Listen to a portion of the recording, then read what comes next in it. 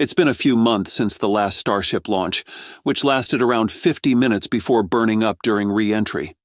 Many of us thought SpaceX would take a long time before they would be ready for another Starship launch attempt. However, they always have the capacity to surprise us, and we are finally about a week away from the fourth launch, according to Musk himself. But as they are preparing for this launch, they faced an unexpected problem with the Raptor engine. This issue might affect their planned launch timeline, and we will talk about it in this video. Before we delve any deeper, please make sure to subscribe to our channel for future updates about the Starship and SpaceX's other groundbreaking achievements. On May 23rd, a Raptor engine exploded during testing at SpaceX's McGregor, Texas facility. This explosion was substantial, potentially causing significant damage to both the engine and the stand itself. SpaceX has not yet provided a detailed update on the cause of the explosion or the extent of the damage. The Raptor engines undergo a rigorous production and testing process. After being manufactured, they are tested at the McGregor facility. If they pass these tests, they are sent to Starbase for installation or returned to the factory to be held for future use. The engine involved in the recent explosion is believed to be a Raptor 3, as most existing prototypes are equipped with Raptor 2 engines.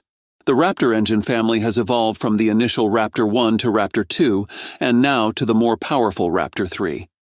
The Raptor 3 has shown remarkable performance, achieving record-breaking chamber pressures of 350 bar, which translates to 269 tons of thrust. This places it significantly ahead of its predecessors and competitors.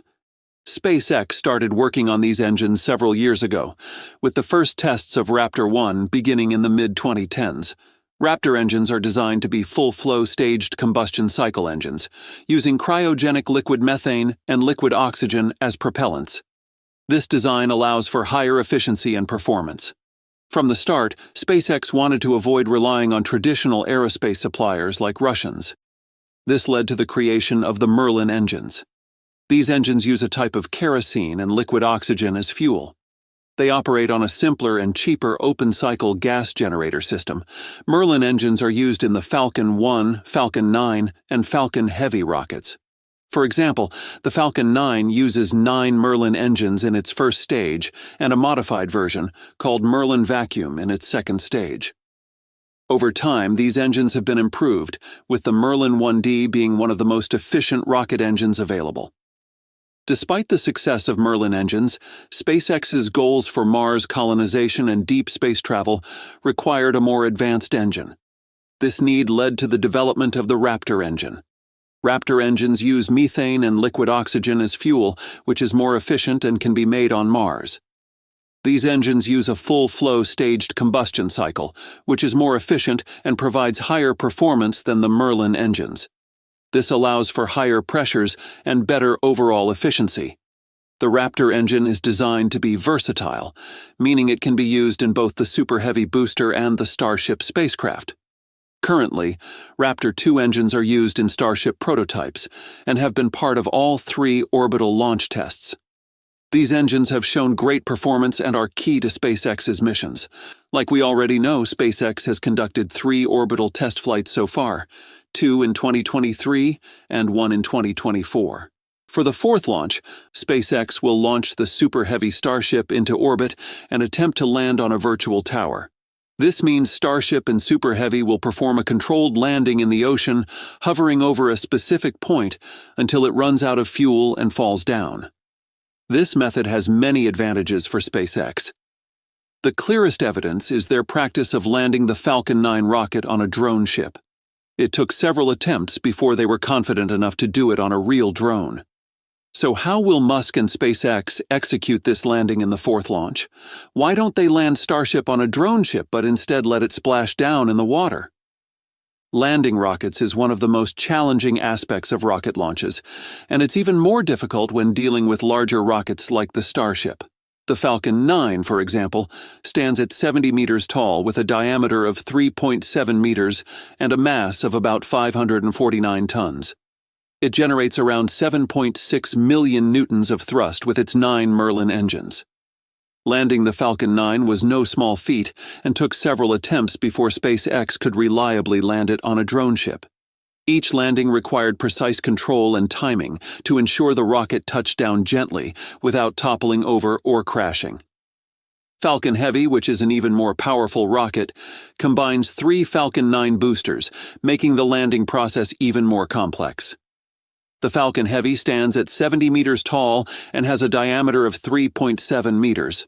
But its first stage consists of 3 boosters, each needing to land safely either on drone ships or back at the launch site. The combined thrust of Falcon Heavy's 27 Merlin engines is 22.8 million newtons, and managing this immense power during landing was a significant engineering challenge. Each booster had to perform precise maneuvers to ensure a safe return. Now, consider the Starship. This rocket, including its super heavy booster, stands at 120 meters tall, has a diameter of 9 meters, and a mass of about 5,000 tons. It generates a staggering 72 million newtons of thrust with its 33 Raptor engines, which is a colossal increase compared to the Falcon family rockets. The sheer size and power of Starship make landing exponentially more difficult. The Super Heavy booster alone is as tall as the entire Falcon Heavy rocket. The payload capacity of Starship also highlights its massive capabilities. While the Falcon 9 can carry up to 22,800 kilograms to low Earth orbit, Starship can carry up to 150,000 kilograms to low Earth orbit, and more than 21,000 kilograms to geostationary transfer orbit. This far surpasses the capabilities of Falcon Heavy, which can carry up to 63,800 kilograms to low Earth orbit when fully expended. However, with this increased capability comes increased complexity in landing such a massive structure. SpaceX is not just going to drop the rocket into the ocean, they are going to perform many tests before landing the rocket. One of these tests is the belly flop maneuver, where the spacecraft flips over and re-enters the Earth's atmosphere with its belly facing down. This maneuver allows for a controlled descent and landing similar to a skydiver. To simulate this maneuver, SpaceX will drop the Starship into the sea. The orbital landing test flights did not start with straight up and down trajectories like the first prototype test flights. Even those trajectories were much more difficult than the engines flying sideways at full orbital speed. To be safe on re-entry, you need to re-enter the atmosphere somewhere on the other side of the ocean.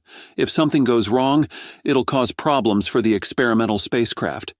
SpaceX has carefully considered landing the Super Heavy booster in the Gulf of Mexico. The rocket's flight path over the ocean ensures all debris will fall into the water if something goes wrong. The final splash point is a safe distance in the Indian Ocean, although this location is not under U.S. jurisdiction. This method is the best way to ensure human safety and increase Starship's success rate.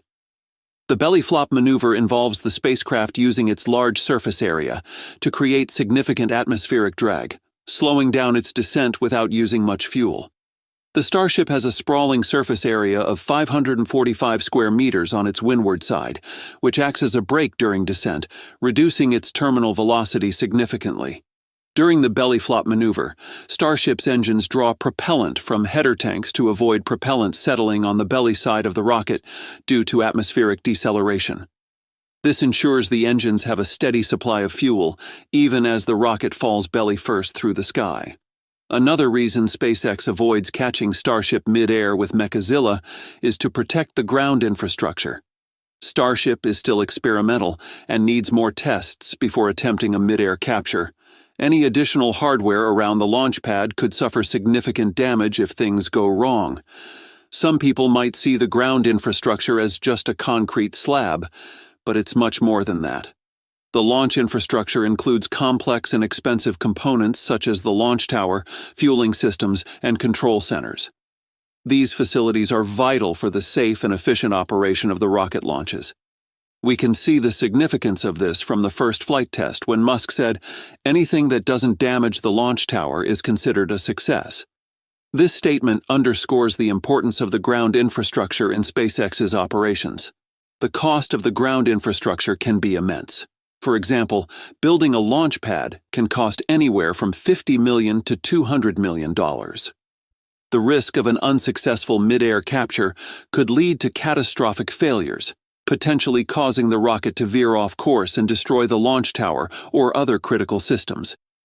Given the size and power of the Starship, any mishap could result in extensive damage. The Super Heavy booster, which is part of the Starship system, alone stands at 70 meters tall and generates 72 million newtons of thrust. And that's all for today's update. If you enjoyed watching and found it useful, please make sure to subscribe to our channel and hit the like button. Thanks for watching, and I'll see you in the next one.